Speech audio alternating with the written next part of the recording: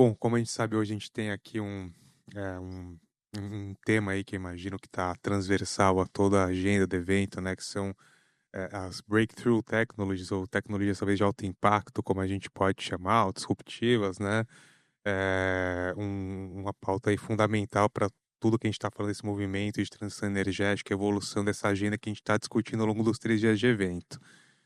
Eu acho que antes da gente entrar na pauta em si, até para a gente se ambientar e aterrissar um pouco aqui, eu queria pedir para que cada um de vocês fizesse uma breve apresentação sobre vocês, falasse um pouco mais sobre as organizações e instituições que vocês estão representando e as áreas de atuação de pesquisa que vocês vêm trabalhando, até para a gente saber de quais breakthrough technologies a gente vai falar aqui. Acho que a gente pode começar pela Paula, por favor.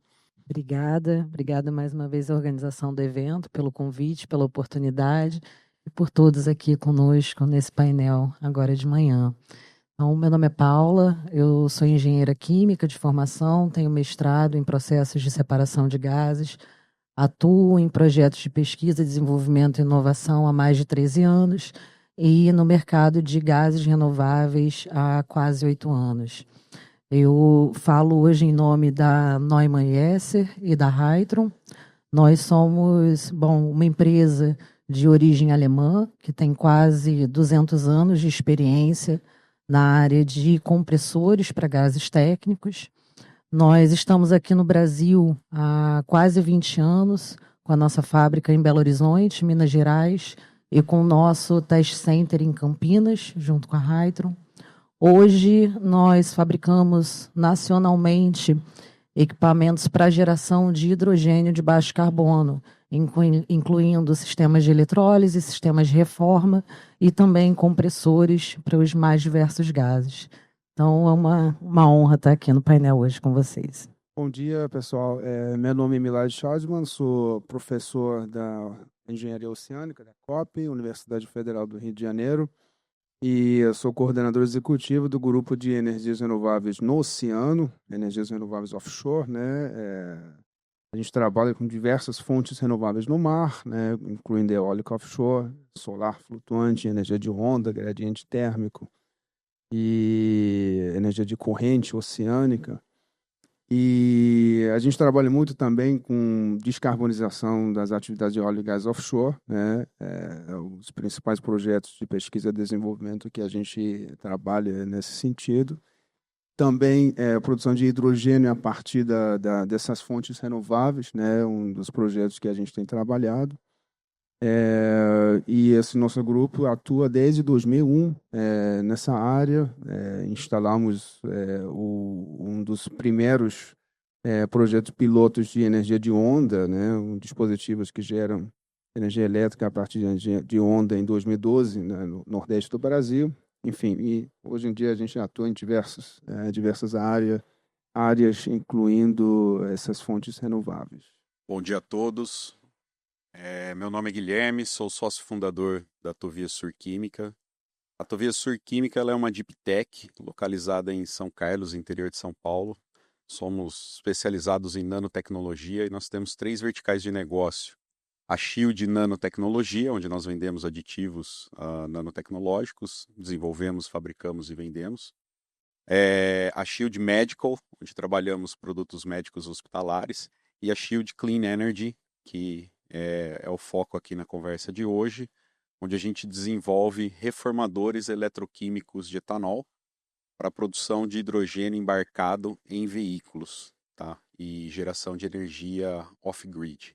Perfeito. Acho que para a gente começar, então, aqui no nosso painel, eu queria começar pelo começo, por assim dizer, e trazer essa perspectiva do próprio processo de pesquisa, desenvolvimento e inovação no setor de energia, né? Eu acho que a gente não está falando de algo que nem um SaaS, por exemplo, né? Que você tem ali um ciclo muito mais enxuto e ágil de tentativa e erro, né? A gente está falando de processos que têm um longo ciclo de maturação, de capital intensivo mesmo no universo acadêmico, né? E que, enfim, envolvem diversos ambientes de regulação, de testes, né?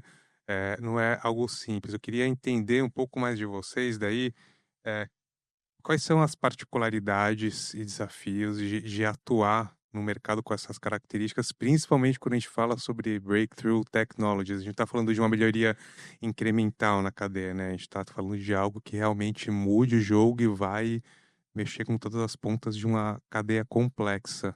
Alguém se arrisca a começar por essa?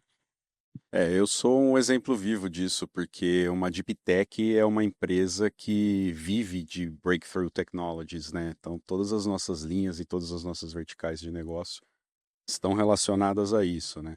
Hoje, dentro do mercado de energia, eu vejo projetos desse setor com uma grande complexidade, porque realmente é de capital intensivo, são demorados, são projetos que você precisa envolver academia, precisa envolver praticamente todos os players ali dentro da cadeia, né, que vai desde do laboratório até o uso em escala.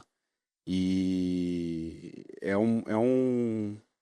ah, é um processo de desenvolvimento muito longo, muito complexo e tem um risco tecnológico muito grande, né? Então a gente pode trabalhar aí 4, 5 anos e não conseguir chegar em nada, assim como a gente pode trabalhar em 1, 2 anos e conseguir uma revolução no mercado, né? Então é muito complicado e o risco tecnológico é muito grande. Então a gente precisa e depende muito de fomentos públicos, que é o principal via de financiamento, é a principal via de financiamento para esse tipo de projeto, principalmente capital muito arriscado, porque o payback é muito demorado, né?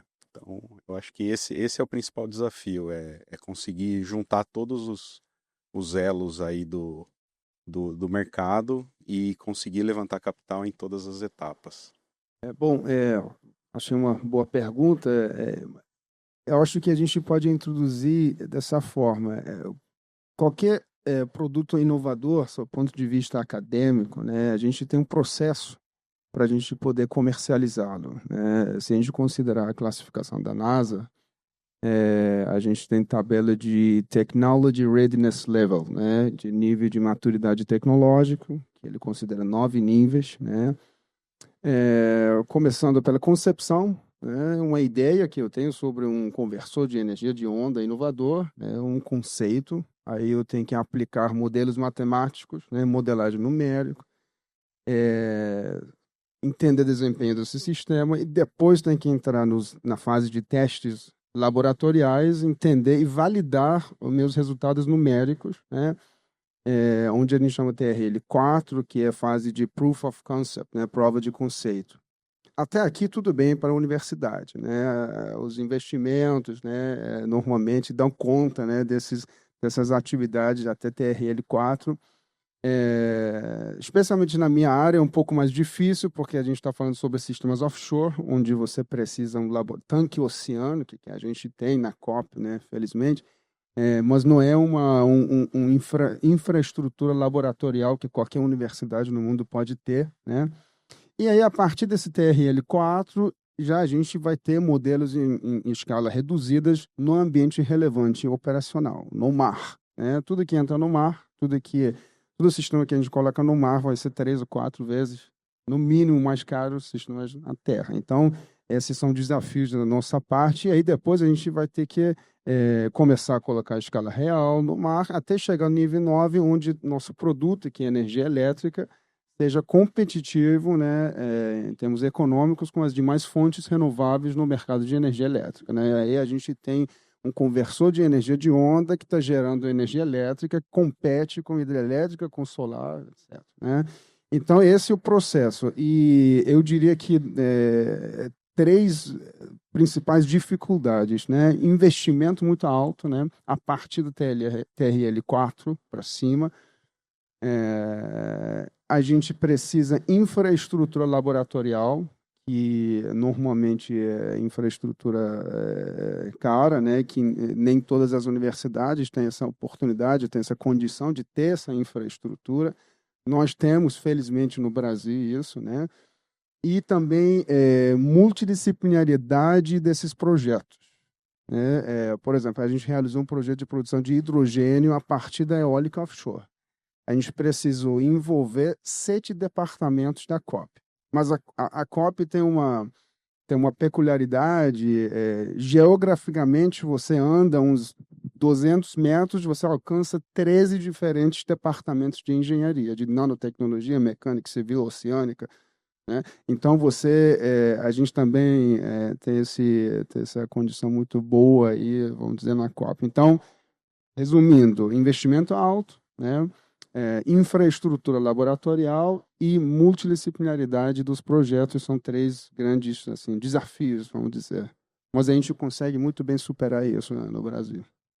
Complementando o que o Milad comentou, hoje no Brasil você tem alguns âmbitos para desenvolvimento de projetos de pesquisa, desenvolvimento e inovação. Os 2 principais em questão de volume de recursos, a gente está falando de âmbito da ANP e ANEEL. Eu diria que a grande principal preocupação de todos os players envolvidos nesse tipo de projeto é o risco de glosa. Então, toda preocupação de gestão do processo, gestão financeira do projeto, eu diria, gestão de pessoas, de entregas, é o principal desafio. São 2 agências muito sérias, falando de ANP e ANEEL, e é um mercado extremamente regulado e rígido com as suas entregas, e tem um motivo de ser assim. Um dos desafios que a gente enxerga, principalmente aqui no Brasil, comentando do TRL, né, é exatamente fazer essa transição quando você já está num TRL 5, 6 para um TRL 9, que seria ali o próximo de uma tecnologia ou de um equipamento já comercial. Então, é fazer essa transição de bancada para piloto já aplicado na indústria ou no setor que aquela tecnologia está sendo desenvolvida. E é esse tipo de projeto que nós atuamos, na verdade, que é a transição da escala laboratorial para uma escala já de piloto comercial. Dando uma complementada também, o professor aqui colocou legal o ponto dos desafios em relação à multidisciplinaridade e ter toda a infraestrutura disponível ali na mão. São poucos lugares no Brasil onde a gente tem isso. A COP é um lugar que é mundialmente conhecido por isso. Lá onde nós estamos localizados também, São Carlos, no interior de São Paulo, é conhecido como a Atenas Paulista, né? A gente tem o apoio ali das universidades, da USP e da UFSCar, que são 2 grandes universidades também do Brasil, e a gente tem penetração total lá dentro. Se não fosse por isso, não seria possível de forma alguma tocar esse tipo de projeto. E a empresa, a Deep Tech, ela entra justamente nessa faixa aí de transição do TRL 3, 4, que é até onde a academia vai, para o TRL 5, 6, que é onde você, como pequena empresa, consegue chegar. E depois no TRL 7, 8 e 9, aí a gente precisa da ajuda de grandes corporações. E aí tem que dar o braço com os players do mercado que têm condições de tocar isso. Então, nosso projeto, por exemplo, a gente tem uma parceria muito boa com a Camis, com a Volkswagen, que é quem vai aplicar lá na ponta aquilo que a gente está desenvolvendo ali, que a gente está tirando da academia e levando para o mercado. Então, todos esses elos, cada um tem suas particularidades. A Paula colocou aí a ANEEL, a ANP, né, como fonte de financiamento. A gente usa muito a FAPESP, FINEP, CNPq ali na nossa região. Então, existem meios, existe fomento, existe verba. A gente só precisa conseguir organizar tudo isso. E esse é o grande desafio nosso, né? Eu acho que mais para frente a gente pode até retomar toda essa questão, né, do ecossistema de inovação, a colaboração entre academia, parques tecnológicos, empresas, startups. Mas agora eu queria falar com vocês um pouco sobre as tecnologias em si, que são o tema central desse painel, né? Acho que dentro das suas áreas de atuação, eu queria que vocês destacassem quais são aí as tecnologias que realmente têm potencial para mudar o jogo, para mover não só a lógica de mercado, mas também o fluxo de indústrias, né? E na ponta final também gerar mais sustentabilidade, eficiência e mudar hábitos de consumidores também e de empresas, né? Eu queria que vocês falassem não só sobre as tecnologias que vocês vêm trabalhando, né? As soluções, projetos que vocês vêm trabalhando, mas também de maneira geral, né? O que está sendo feito e as que estão vindo por aí também no médio e no longo prazo. Na nossa área, né, fontes renováveis offshore, o Brasil tem um grande potencial, né?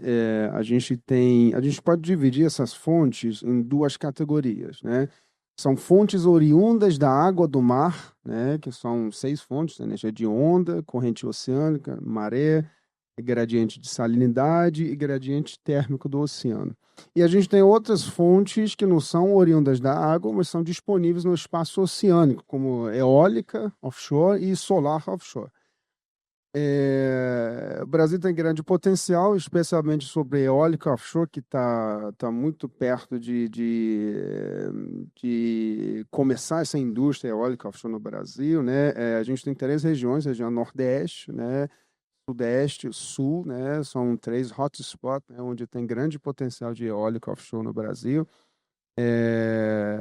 A gente tem uns pipelines de projetos que somam 240 gigawatts de capacidade instalada, considerando que em 20% desse pipeline dos projetos realmente sejam realizados, né? A gente está falando sobre uma quantidade grande de capacidade instalada, né?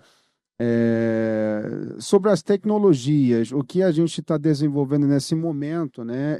As turbinas eólicas offshore, até uma certa profundidade no mar, eles podem ser turbinas fixas, né? Onde a gente coloca estacas, né, no leito marinho para segurar uma turbina de 15 mega, para vocês terem uma ideia, que tem uma altura de quase 300 metros, né? E tem um rotor de 250 metros, né? Então, maior que o campo de futebol, né? Então, até uns 50 metros de profundidade, a gente usa turbinas fixas. A partir de 50 metros de profundidade, a solução é plataforma flutuante, né? Aí que vem desafio, aí que vem inovação. Esse aí é um campo que a gente está trabalhando, como amarrar esses sistemas no fundo. E se a gente está falando sobre a descarbonização das atividades de óleo e gás, da nossa parte aqui no Sudeste, concentrado no pré-sal, a gente está falando sobre as profundidades de 2.000 metros, 3.000 metros, 1.500 metros. Então, tem esse tipo de desafio que a gente está trabalhando. Comparando, por exemplo, energia de onda, né? Você coloca os dispositivos, né, que na medida que a onda passa, o dispositivo vai oscilando e gerando energia elétrica a partir dessa oscilação. A gente tem conversores com 200 kW, 300 kW de capacidade instalada, tem uma capacidade instalada menor, comparando com eólica offshore, que tem 15 mega, 12 mega, 10 mega, mas temos usos, aplicações específicas, né, no mar. Por exemplo, você tem veículos autônomos submarinos, onde fazem uma profundidade de 1.500 metros, o monitoramento dos equipamentos submarinos, onde você tem um FPSO que fica longe dessa região, você tem que trazer energia elétrica através do cabo submarinos, que é muito caro, né? E às vezes você não tem energia suficiente no FPSO. Então, esses sistemas podem ser aplicados nesses locais para demandas pequenas, né, de alguns quilowatts, né? Então, tem aplicações específicas para a dessalinização da água também e para também a produção de hidrogênio. Esses sistemas são utilizados. Só para concluir, outra fonte renovável do oceano, que a gente chama OTEC, né, que é Ocean Thermal Energy Conversion. Você aproveita a diferença térmica entre as camadas superiores e camadas inferiores da água. Se você tiver um delta até de 20 graus Celsius, você consegue acionar um ciclo de Rankine, né? Como é que funciona isso, resumidamente? Estou falando muito, desculpa, mas só para concluir aqui, você pega água quente, você evapora a amônia, né? Esse vapor vai acionar uma turbina, essa turbina aciona um gerador, você gera energia elétrica, a amônia chega num condensador, onde você traz a água fria lá no fundo do mar, condensa esse vapor, novamente aciona o ciclo. Estamos trabalhando com a Petrobras num projeto focado na margem equatorial e bacia de Potiguar, Nordeste, justamente para aproveitar esse gradiente térmico no mar, uma distância de 200, 300 quilômetros da costa, para eletrificar eventuais plataformas de óleo e gás, para que a gente possa ter um petróleo de baixo carbono, né? Enfim, uma descarbonização desse setor. Bom, acho que essa é a introdução sobre as tecnologias, né? Bom, já que a gente está falando aqui de transição energética, eu sempre gosto de voltar um passo atrás, né? Por que que a gente está falando de transição energética? Por que que a gente está falando de descarbonização ou desfossilização, como muitos gostam de colocar? É exatamente para mitigação das mudanças climáticas. Então, ainda mais a gente tendo COP esse ano aqui no Brasil, é sempre bom lembrar, e o óbvio também deve ser dito na maioria das vezes. Falando na nossa área de atuação, que seria a produção e aplicação do hidrogênio de baixo carbono, existem duas grandes vertentes que estão sendo estudadas. Uma é a produção desse hidrogênio. Então, a rota que a gente mais ouve falar é a rota da eletrólise, que é a mais estudada no mundo todo. O motivo também é muito óbvio: eletricidade você tem em qualquer lugar do mundo. Mas existem outras rotas. Então, existe a rota da reforma, existe também o hidrogênio natural, existem outras maneiras de você produzir hidrogênio de baixo carbono, e o Brasil foi muito feliz em utilizar esse termo para abranger todas essas possibilidades. Então, inclusive incluindo o hidrogênio a partir do óleo e gás. A nossa produção aqui no Brasil é uma que tem as menores pegadas de carbono do mundo. Isso vale também ser lembrado. E outra vertente que também está sendo muito estudada é a aplicação desse hidrogênio. Então, você pode ter aplicações domésticas aqui no Brasil, na nossa indústria, ou seja, utilizando esse hidrogênio nos nossos processos produtivos, seja como insumo, como é uma aplicação que já existe, a gente já tem consumo de hidrogênio, não o hidrogênio renovável, mas o hidrogênio a partir do gás natural, basicamente, aqui no Brasil, em petroquímicas, em indústria alimentícia, indústria de vidros, siderúrgicas, e você tem novas aplicações que estão sendo estudadas. Por exemplo, para queima, vejo aqui meus colegas do IAT que nos auxiliam nessa aplicação, e mostrando mais uma vez o que a gente comentou, que, de fato, esse tipo de projeto precisa ser multidisciplinar, para que todos possam contribuir, cada um no seu ramo de atuação. E, além do uso doméstico, também a possibilidade, o potencial que o Brasil tem de estar exportando esse vetor energético a partir da amônia, a partir do e-metanol, a partir de qualquer outro vetor energético que possa ser produzido a partir do hidrogênio de baixo carbono.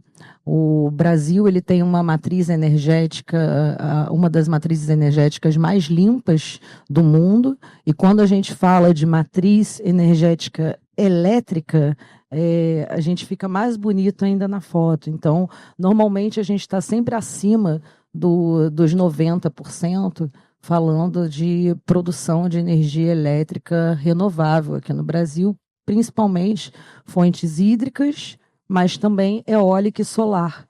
E vale lembrar, eólica e solar há 20 anos atrás não tinham representatividade na nossa matriz.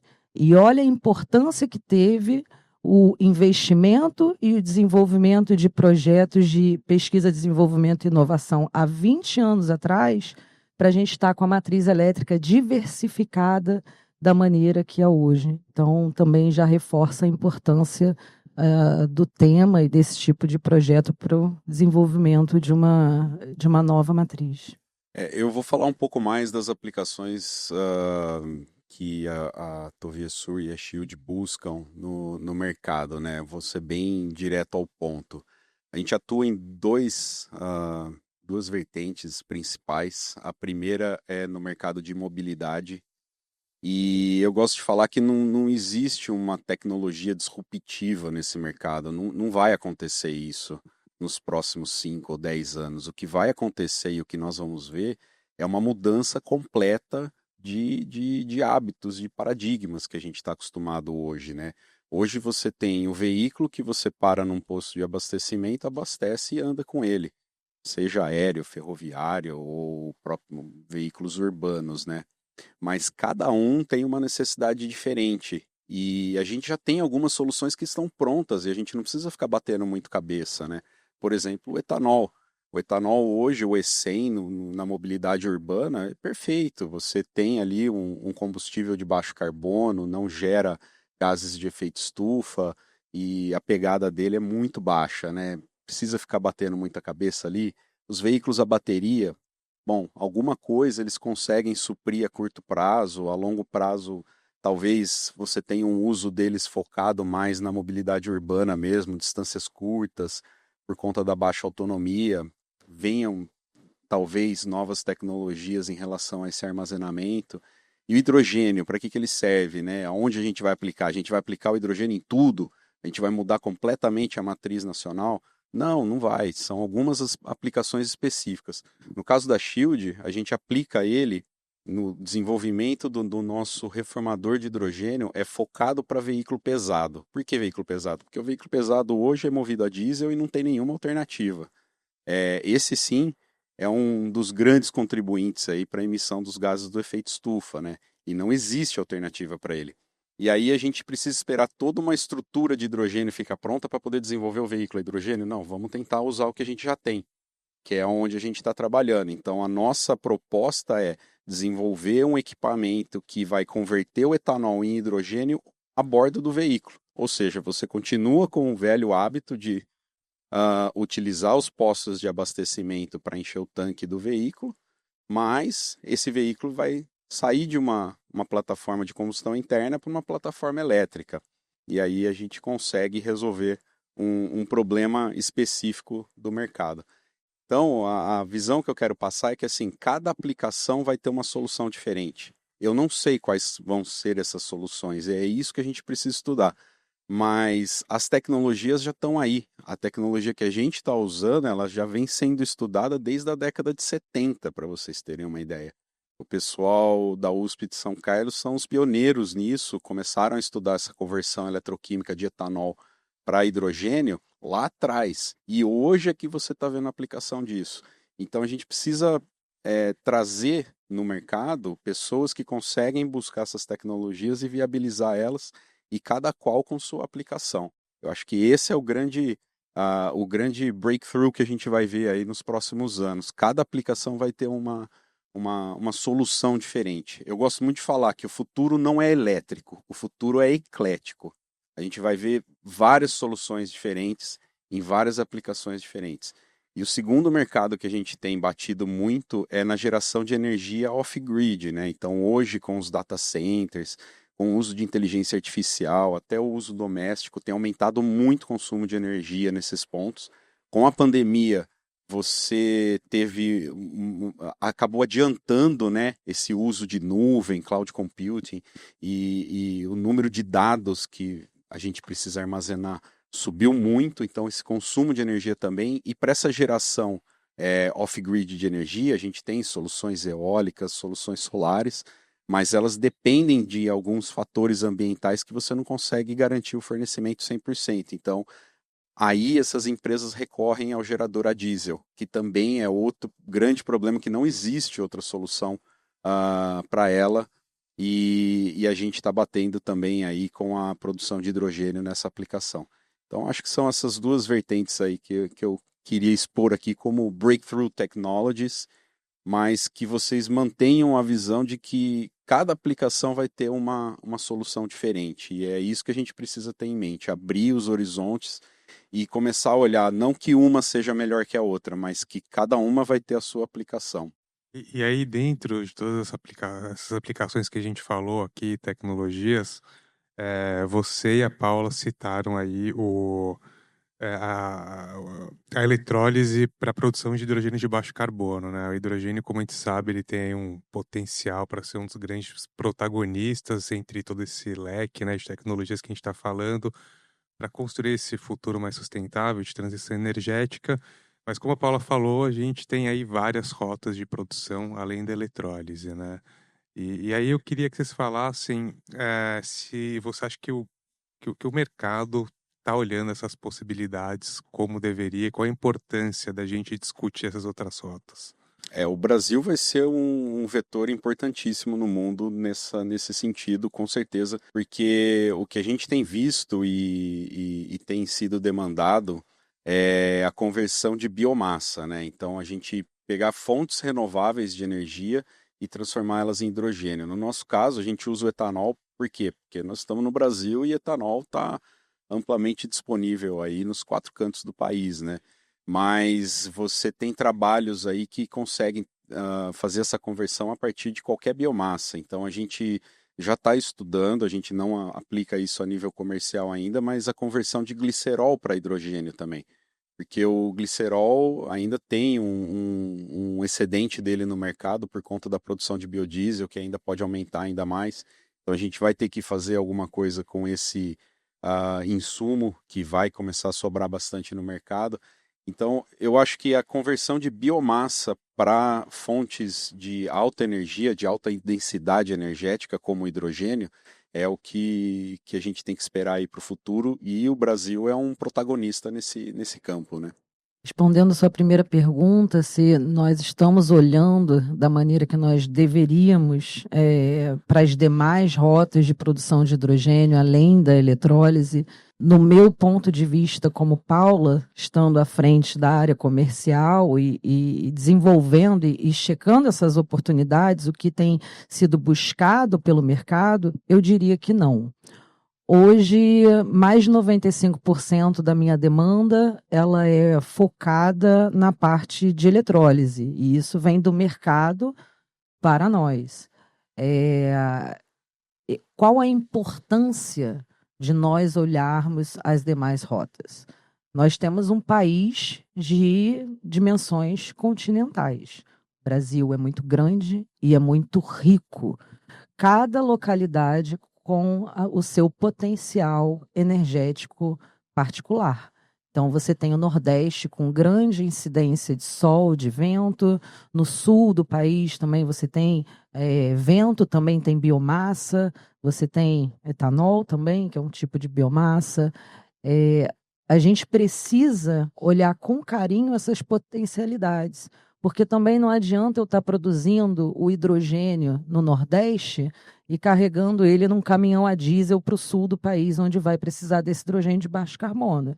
A gente precisa olhar para o ciclo como um todo, desde a produção até a distribuição, até a utilização. Então, eu diria que não. Eu diria que também onde tem um desafio, há oportunidades, e é o trabalho que a gente tem executado, né, na parte de reforma de etanol. Tanto nós, o Guilherme também, são rotas diferentes, uma eletroquímica, outra de reforma a vapor catalítica, mas isso porque a gente acredita no potencial do etanol também, além da eletrólise, para estar produzindo esse hidrogênio.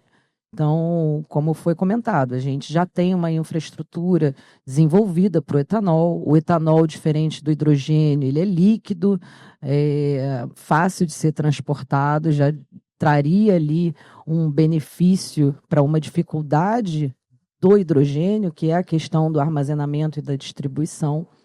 E a gente precisa avaliar outras rotas, outros potenciais, porque a gente tem muito costume de olhar para fora o que está sendo desenvolvido e tentar adaptar para a nossa realidade. Eu acho que a gente também precisa fazer o exercício reverso. O que nós temos aqui, que potencialmente outros lugares do mundo não têm, não foram abençoados com tanta riqueza, e que a gente também poderia fazer diferente para estar contribuindo para a transição energética, seja para a produção de hidrogênio, seja para qualquer outro vetor que auxilie nesse rumo. Gostaria também, Obrigado. Comentar, porque é importante que a gente trabalha com produção de hidrogênio. A Agência Internacional de Energia aponta para três pilares importantes para a transição energética. Ele fala de inserção das fontes renováveis, eletrificação, né? Obviamente, eletrificação a partir das fontes renováveis e eficiência energética. Eu adicionaria, sempre falo nas minhas aulas, eu adicionaria um quarto pilar, que é armazenamento, né? Aí que hidrogênio fica importante, porque na medida que você insere mais renovável na matriz elétrica do país, qualquer país, você está inserindo incerteza, né?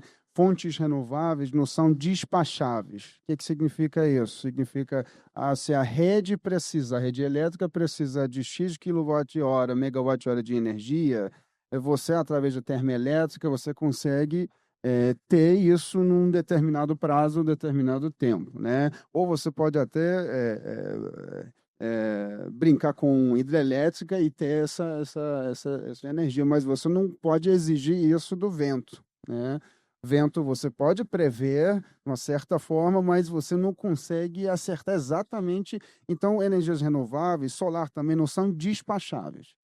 Hidrogênio pode tornar essas fontes despacháveis, né? Da seguinte forma, você tem um fenômeno chamado curtailment, né?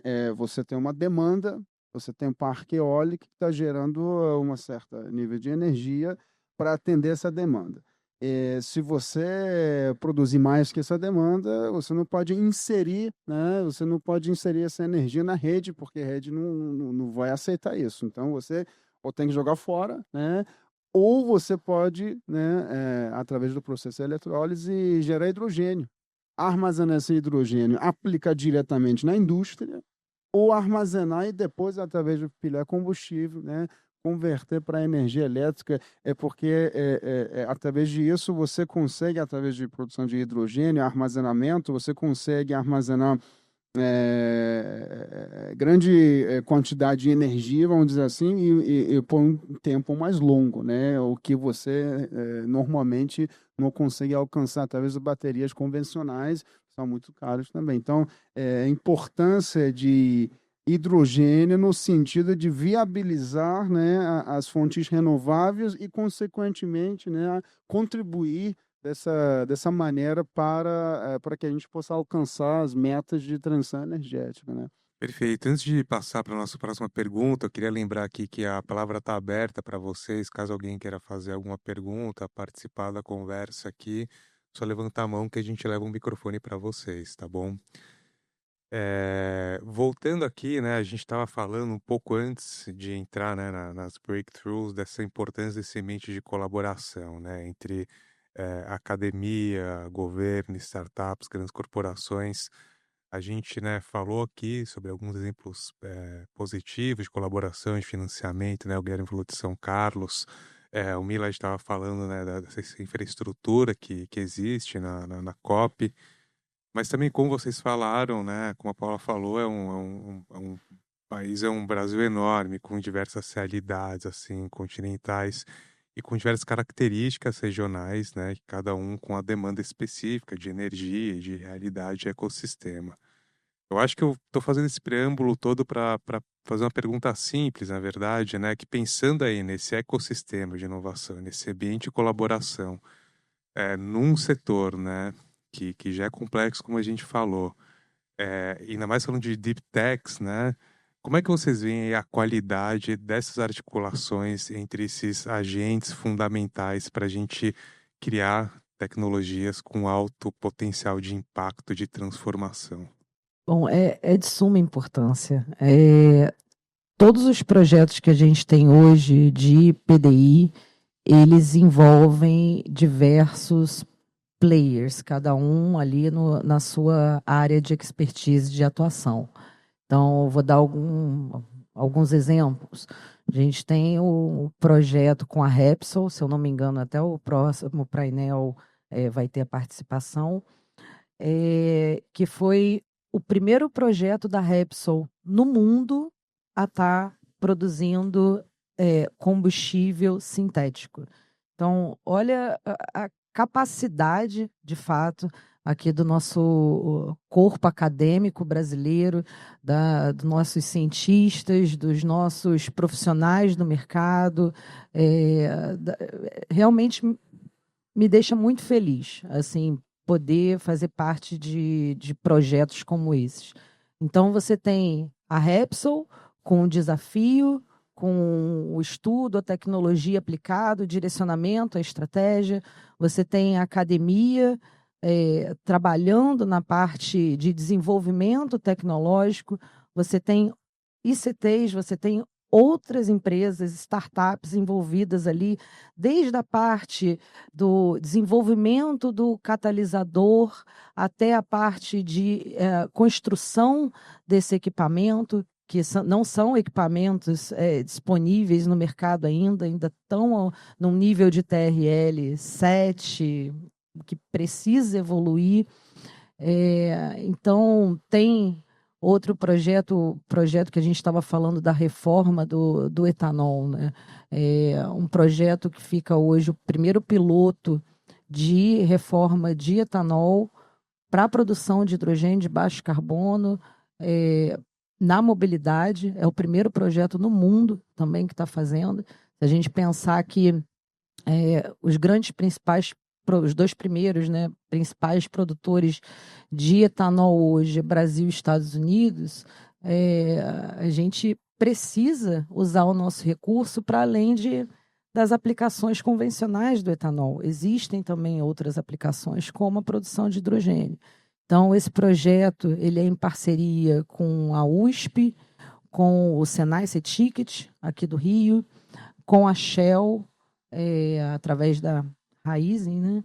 E foram cada vez, conforme o projeto foi avançando, foram entrando outras empresas, outros colaboradores, outros players no projeto e deixando o projeto cada vez mais rico.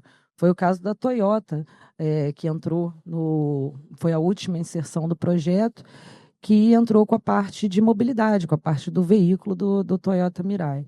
Então, quanto esse matchmaking, ele ainda é feito de maneira bem individual, realmente através do networking, através de pessoas que veem sinergias entre estudos. Às vezes você entra dentro de uma grande corporação e você vê que você tem 2 departamentos estudando a mesma coisa e eles não se conversam. Imagina quando você vai para um âmbito de várias empresas, o quanto a gente poderia estar acelerando e construindo se essa integração ela fosse feita de maneira mais harmônica, eu diria, né? Então, esse tipo de interação é super importante para o desenvolvimento e para o sucesso de qualquer projeto. Exatamente. Se a gente considerar aqueles 9 níveis de maturidade tecnológica, né, a integração entre a academia, a universidade, a startup e as empresas é fundamental, porque a universidade tem conhecimento científico, né, o startup consegue executar projetos em curto prazo, tem agilidade, e as empresas de grande escala podem trazer escalabilidade para o projeto, eventualmente comercializar o produto, né? Então, tem que ter essa participação, essa integração, para que a gente possa pegar um produto inovador e comercializá-lo, né? Isso é fundamental. Agora, tem uma parte muito, muito importante, a partir da prova de conceito, quando a gente faz testes experimentais em escala reduzida, no laboratório. Aí a gente quer colocar nosso piloto no mar, né? No nosso caso, é tudo mais complicado e mais caro. Bom, isso envolve um grande risco, né? Para quem vai investir nisso. Felizmente, a gente tem a lei, né, que obriga as empresas de óleo e gás aqui no Brasil investirem 1% da receita anual na pesquisa e desenvolvimento, né, através da ANP. Todos os projetos nossos que a gente está tocando hoje em dia são da verba ANP e vêm das empresas de petróleo para descarbonização, né, das atividades. Então, é muito importante nesse momento, né, o poder público, o governo entrar, né, com o intuito de diminuir risco para investidor, né? Porque no nosso caso, a gente está falando sobre projetos de 40 milhões de dólares, né? Colocar um sistema eólico offshore flutuante no mar, né? Em escala menor. Então, investimento é grande e a gente precisa dessa interação. Um exemplo que a gente tem na COP e em outras universidades federais no país é Embrapi, né? A gente tem unidade em Embrapi em cada universidade. É a verba que vem do governo, se não me engano, do Ministério de Ciência e Tecnologia. E é sempre considerar, você tem uma ideia inovadora, né? E uma empresa topou botar um X dinheiro e a Embrapi vai complementar, né, com o objetivo de diminuir risco para o investidor e ajudar, né, justamente para o projeto passar essa Vale da Morte, né, que dizem essa parte de sair da prova de conceito e ir para, né, ambiente relevante. Então, eu acho fundamental e a gente tem bastante projetos, né, aproveitando o Embrapi e também acho que o Brasil a gente tem uns mecanismos muito interessantes em diferentes partes de níveis de maturidade tecnológica. A gente tem bolsa de CNPq CAPES para os pesquisadores. Tem agências estaduais como FAPERJ, FAPESP, né? FINEP, sempre a gente tem editais abertos para as startups, juntando startups com as empresas e universidade, e BNDES, né? Quando a gente fala sobre ETRLs mais altas, sobre a comercialização dos produtos. Então, eu acho que o Brasil realmente tem esses mecanismos, basta a gente articular bem e aproveitar isso, né? A importância de ter essa articulação e aproveitar esses recursos que a gente tem disponível é de fundamental importância para fazer a roda girar, né? Principalmente para levar a prova de conceito, né, que está ali no TRL 2, 3, até um TRL 9, que é o produto comercial, né? Isso não se discute, né? Os mecanismos acho que foram bem colocados aí pelos colegas, a parte de projeto também. A gente tem bastante projeto rodando na empresa. Temos um Embrapi, temos um FINEP, já tivemos FAPESP, estamos tocando um CNPq. Então a gente tem essas fontes para conseguir juntar a academia junto com a startup e nós temos também o vínculo com as grandes empresas, como eu disse, né?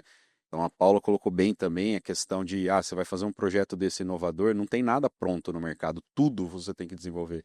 Desde a parte de comunicação ali, então você envolve engenharia de computação num projeto de química. Por quê? Porque você tem que fazer um componente conversar com o outro e assim por diante. Então tem essa integração entre áreas diferentes, a multidisciplinaridade, tudo isso. Mas tem um ponto que vocês não tocaram, que é o seguinte, né? Uma dor muito grande nossa, principalmente dentro de uma startup, que é a parte de relação governamental, né? Então a gente ainda engatinha nisso no Brasil, infelizmente. O governo precisa urgentemente mudar a forma de pensar e de tratar as empresas e tentar avaliar isso para poder liberar a operação das empresas, né? Hoje a gente está falando aí de uma licença sanitária levar quase 1 ano e meio, 2 anos para poder sair um alvará da CETESB, esse tipo de coisa. Então, às vezes a gente consegue um projeto de 2 anos para desenvolver um certo mecanismo, mas a gente fica 6 meses travado esperando uma autorização do governo para poder rodar aquilo lá dentro da empresa por conta da localização onde nós estamos, ou o tipo, a periculosidade daquilo, da atividade que nós vamos fazer.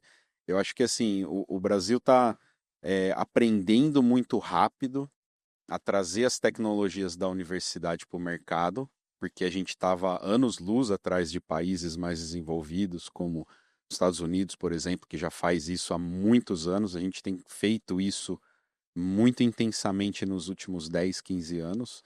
E agora que a gente está aprendendo, a gente está começando a travar nos mecanismos legais e principalmente nos governamentais. Então, esse é o segundo passo, é abrir a cabeça do governo. Ele tem que ter um pouco mais uma mentalidade empreendedora e não tão controladora, eu acho. Eu acho que essa é a principal barreira nesse sentido.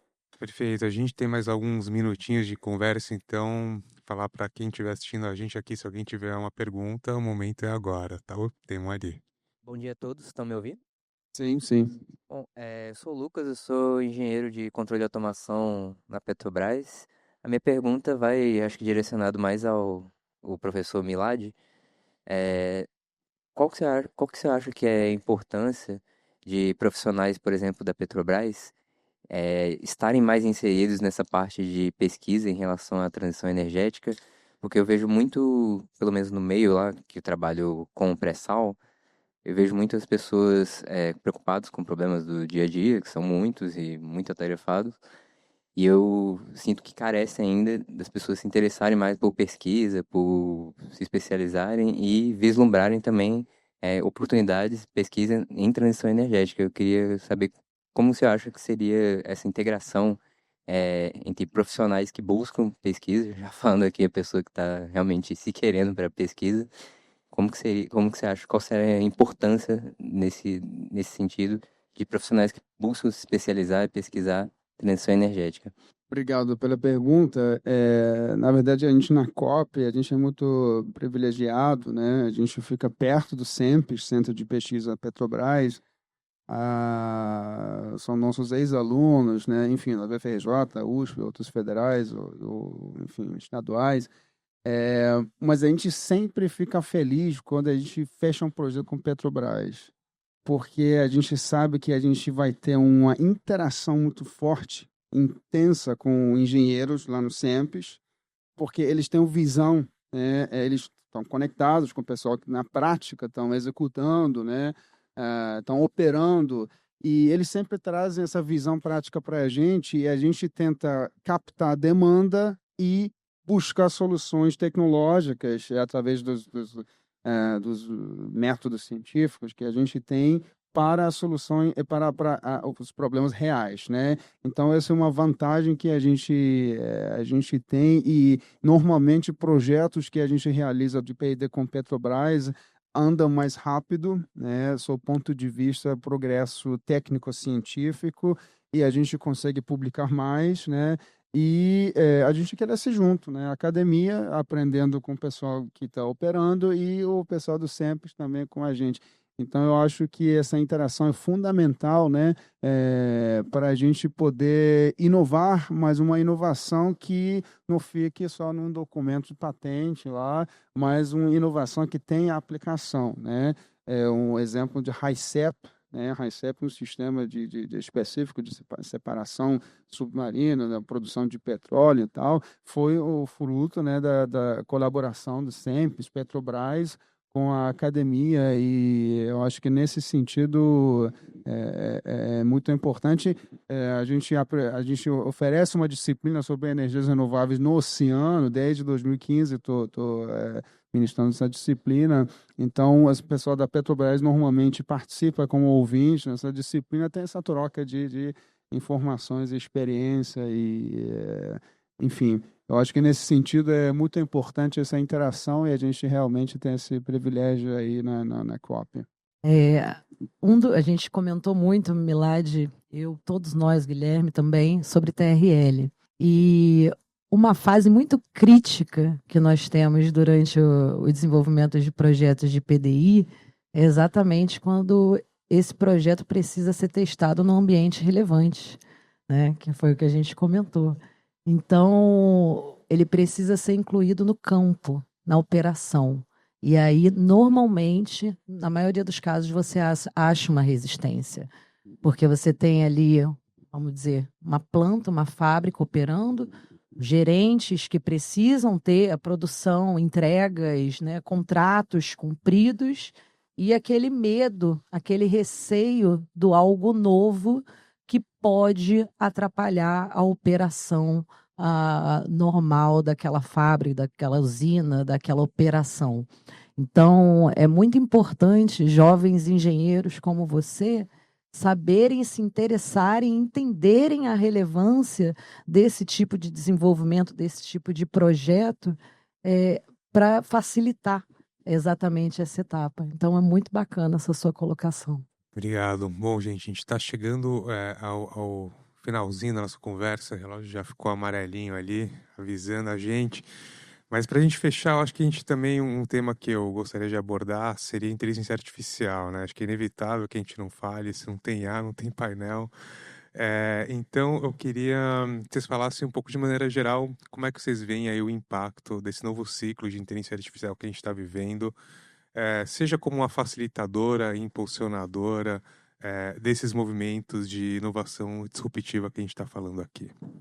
Bom, não é muito a minha área, eu vou dar uma resposta um pouco mais rasa, mas falando de inteligência artificial, ela basicamente analisa dados e faz predições e indica respostas. Falando no âmbito, na indústria de máquinas e equipamentos, eu vejo a IA um grande potencial para estar fazendo análise de dados, de sensores dessas máquinas, desses equipamentos, dessas usinas, e conseguindo ter uma previsão, uma predição do que vai acontecer. Ou se eu preciso de uma manutenção preventiva para que a minha produção não pare. Então, é uma linha, algo que vem exatamente para melhorar a eficiência dos nossos processos. Eu acho que o futuro do setor energético, a gente tem que ficar atento à convergência da descarbonização, digitalização e descentralização, né? Inteligência artificial certamente é aplicado para aumentar a eficiência energética na parte de geração, operação. Tem várias aplicações, o tempo está acabando, não vou entrar nisso, mas queria chamar a atenção sobre data center, né? Hoje em dia a gente tem data center que faz 3% da matriz elétrica mundial e a previsão é que 2030, 40 chega a 6 a 8% da matriz elétrica. Isso significa mais do que consumo de energia elétrica na Suécia e Argentina, né? Então, esse data center precisa de energia renovável precisa de inteligência artificial. Esse ciclo fecha assim, né? Então, acho que por aí o futuro do setor energético. Eu acredito muito na descentralização das fontes energéticas. Então, eu acho que a inteligência artificial ela vai ser fundamental no gerenciamento dessa descentralização, dessa distribuição e ela conseguir ponderar e direcionar a energia aí para todo mundo da maneira que atenda as diferentes demandas em diferentes setores. Perfeito, pessoal. Queria agradecer de novo a presença de todos vocês, a conversa e a troca de altíssimo nível com nossos painelistas. Queria pedir uma salva de palmas também. Muito obrigado, pessoal.